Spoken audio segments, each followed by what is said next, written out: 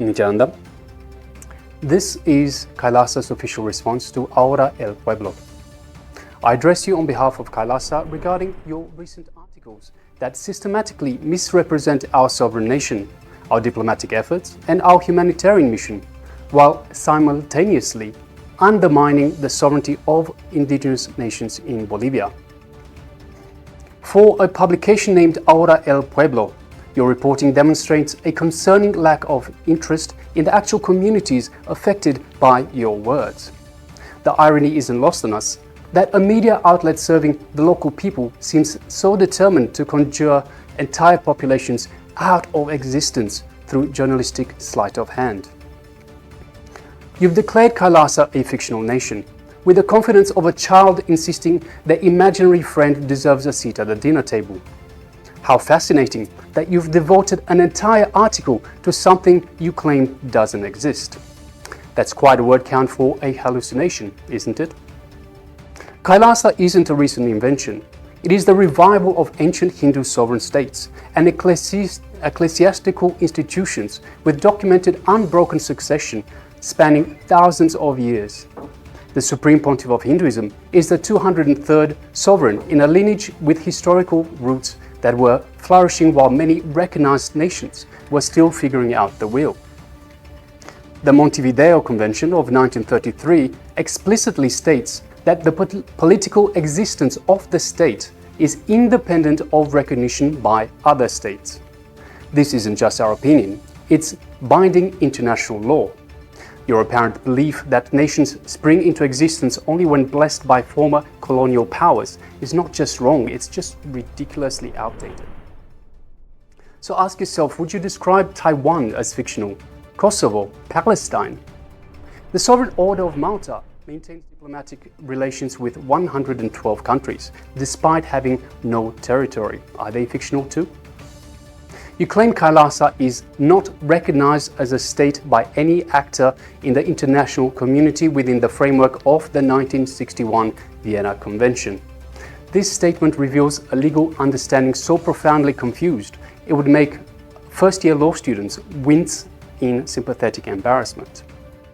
The Vienna Convention on Diplomatic Relations doesn't establish criteria for statehood. It codifies diplomatic privileges and immunities. Citing as a basis of state recognition is like using a cookbook to diagnose a medical condition. You're holding the wrong manual entirely. KAILASA fulfills all four criteria of statehood established in the Montevideo Convention with flying colors. We have a permanent population. We maintain a defined territory. We have an established government. And we clearly demonstrate capacity for international relations. While claiming to merely report government statements, your articles actively undermine indigenous rights with the precision of a colonial administrator dividing territories on a map. By framing KAILASA as fictitious or alleged, you delegitimize not only our nation, but also the indigenous communities who have exercised their constitutional right to enter into international partnerships. Bolivia's plurinational constitution explicitly recognizes indigenous self-governance as a fundamental principle of the state, a document that you seem to have skimmed with the attention span of a goldfish. Article 30, Section 2.4 guarantees indigenous people the right to self-determination and territoriality, while Article 30, Section 2.5 ensures their right to maintain their own institutions. It appears that your concern for indigenous rights evaporates faster than morning dew when indigenous communities exercise those rights in ways that don't fit your preconceived notions. Thus, this selective application of principles is as transparent as your attempts at serious journalism. Your failure to include perspectives from indigenous leaders whose sovereignty you so casually dismiss speaks volumes, and none of those volumes would make for flattering reading. Your dismissive "the origins are Hindu" comment speaks volumes about your publication's biases. Would you summarize the Vatican as its origins are Catholic and consider your journalistic duty fulfilled? Or is it reductionism reserved for traditions that don't originate from your preferred hemisphere. This isn't just a sloppy journalism, this is cultural erasure dressed up as reporting and accessorized with prejudice.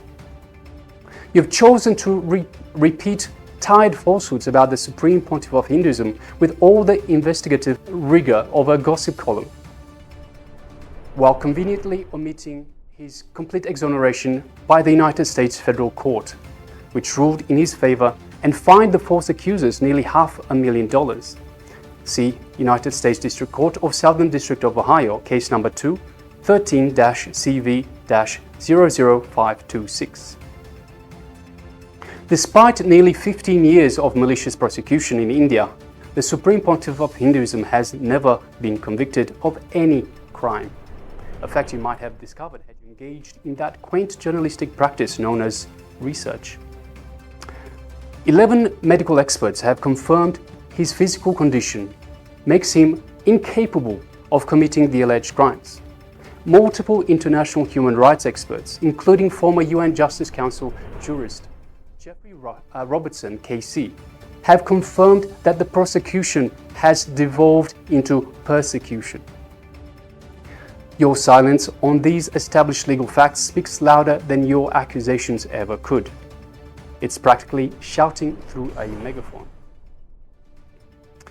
You've characterized legitimate diplomatic agreements between sovereign entities as suspicious, with all the nuances of a medieval witch hunt. All our agreements with indigenous nations include the explicit provisions, payment effectuated after ratification by competent authorities, thus ensuring full compliance with Bolivian law number 465 and ILO Convention 169. The implication that indigenous leaders lack the capacity to enter into international agreements isn't just an insult to KAILASA, it's a patronizing dismissal worthy of a 19th century colonial administrator. These agreements focus on preserving indigenous cultural heritage, not exactly villainous. Protecting biodiversity in ancestral territories, scandalous. Supporting sustainable development initiatives, how dare we? And documenting and preserving endangered knowledge systems, the horror. The time frame reflects the long-term commitment needed for effective environmental stewardship, not some nefarious global conspiracy. Long-term conservation agreements are standard practice globally, recognized by international environmental law and only suspicious to those whose historical understanding stopped at yesterday. Your claim that KAILASA managed to sneak into United Nations sessions deserves a Pulitzer Prize for fiction. What's next? We use an invisibility cloak and magic password. KAILASA participated openly and transparently in these international forums according to established protocols. Hardly the behavior of international interlopers. Your shock that Hindu representatives might participate in international forums reveals more about your biases than Spider-Man's secret identity reveals about Peter Parker. Your reporting completely ignores the historical context of Hindu genocide and ethnocide, one of history's most overlooked atrocities, with the historical sensitivity of someone who believes history began when they were born. There were once 50 indigenous Hindu nations spanning 6 million square kilometers across Asia, with 10,000 indigenous traditions across 1,700 Hindu provinces and 200 Hindu kingdoms. However, centuries of violence has led to hundreds of millions of Hindus being massacred, apparently not newsworthy to you. Millions have been enslaved, orchestrated famines killing over 160 million people, and destruction of thousands of temples, over 1 million educational institutions, and 80 million texts. The very cultural erasure that you are now continuing. Today, only a small fraction of these indigenous Hindu traditions endure, with all Hindu sovereign lands having been unlawfully annexed, leading to forced mass exodus of indigenous Hindus. KAILASA represents the preservation of traditions that colonizers try to eradicate. By delegitimizing KAILASA, you're not just attacking a modern entity, you're continuing centuries of erasure against indigenous Hindu heritage with the calculated precision of colonial predecessors. Your reporting fails every principle of ethical journalism with the thoroughness of a student determined to score 0 on the exam. Let's have a look at the truth. You've omitted crucial facts and misrepresented basic legal principles with impressive dedication. Independence. Your bias against indigenous self-governance is so transparent it could be used as a window. Fairness.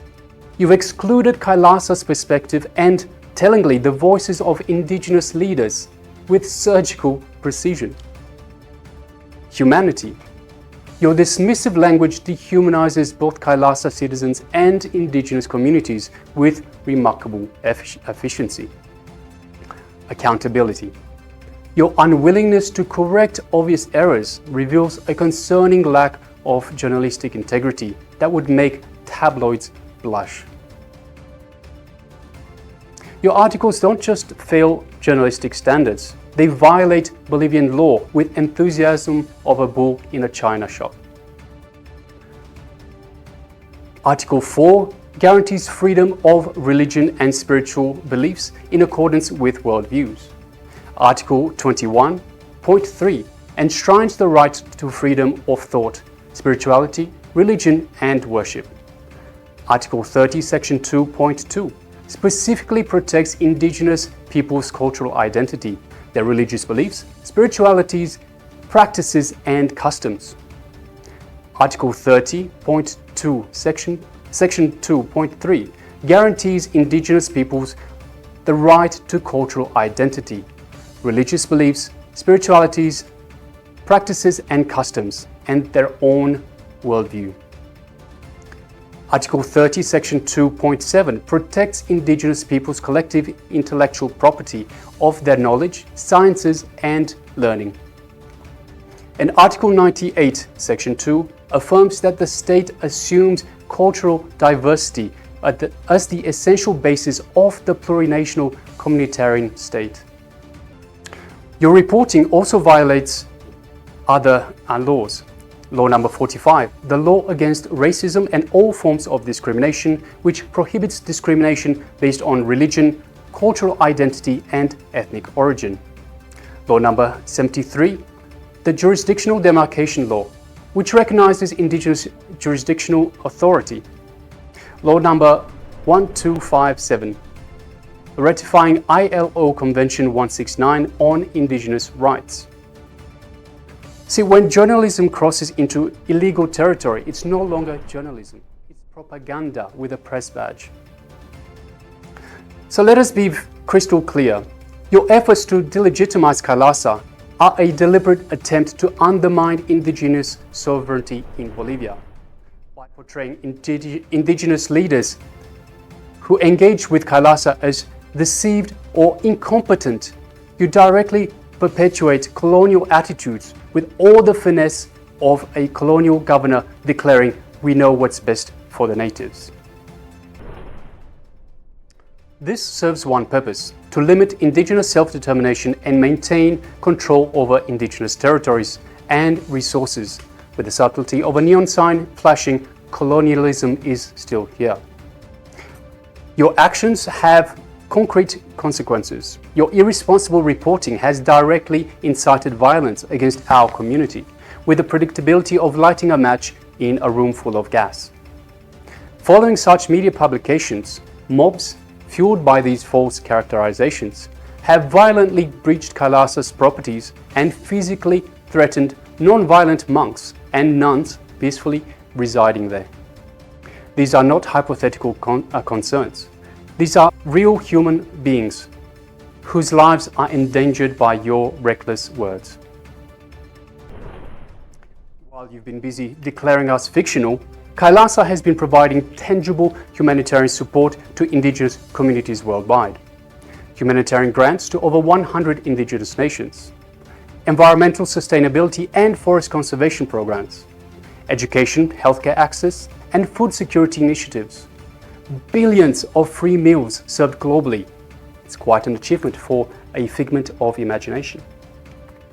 Apparently, our fictional aid has had very real impacts for communities that your reporting chooses to ignore, with the selective blindness of a referee at a home game. Now, more than 40 media outlets from 14 countries, including the Washington Post, MSN, The Week, Outlook magazine, and Dinamalar, have already removed similar defamatory content after recognizing their errors. They chose integrity. What will you choose? Continued embarrassment or professional dignity? We demand the following of Ahora El Pueblo. Retract your misleading articles with the same enthusiasm you showed in publishing them. Seek direct input from KAILASA representatives. Include perspectives of Indigenous leaders who have engaged with KAILASA. Acknowledge the legal basis for Indigenous nations' rights to conduct international relations, and publish this response in full. For a publication serving local communities, we suggest you consider which communities you actually serve. If it is truly all communities, including Indigenous Hindu communities, you'll correct your errors and commit to higher standards faster than you can say journalistic integrity. KAILASA will continue to exist and serve humanity whether you acknowledge us or not. Our treaties remain valid. Our humanitarian work continues and our ancient traditions endure. Your opinion on our existence alters reality about as much as declaring gravity optional. The world is watching. History has a long memory, and truth doesn't need your endorsement any more than the sun is permission to shine. So what will you choose?